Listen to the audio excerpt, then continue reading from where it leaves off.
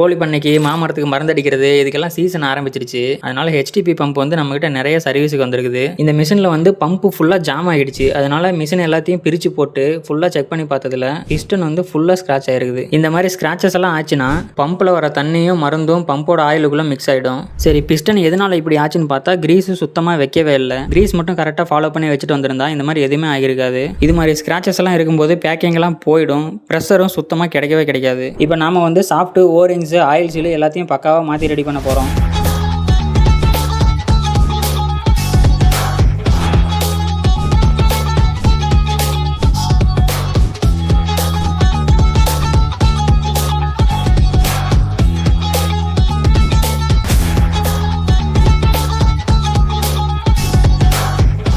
எல்லாமே மாற்றியாச்சு. இப்போ மெஷின் எப்படி ஒர்க் ஆகுதுன்னு செக் பண்ணி பார்க்கலாம். மெஷின் பார்த்தீங்கன்னா இப்போ பக்காவாக ஒர்க்கிங் ஆகுது, ப்ரெஷரும் சூப்பராக கிடைக்குது. இந்த மாதிரி உங்களோட மெஷினுக்கும் ஒரு குவாலிட்டியான சர்வீஸ் பண்ணணும்னா வண்டியை நேராக நம்ம மதர்சாயில் எக்யூப்மெண்ட்ஸ் பக்கம் விடுங்க. நம்மகிட்ட A to Z agri machinery sales, அதோட சர்வீஸு, அதுக்கு தேவையான ஸ்பேர் பார்ட்ஸு இது எல்லாமே பெட்டரான ப்ரைஸில் கிடைக்கும். விசிட் பண்ணி பாருங்கள்.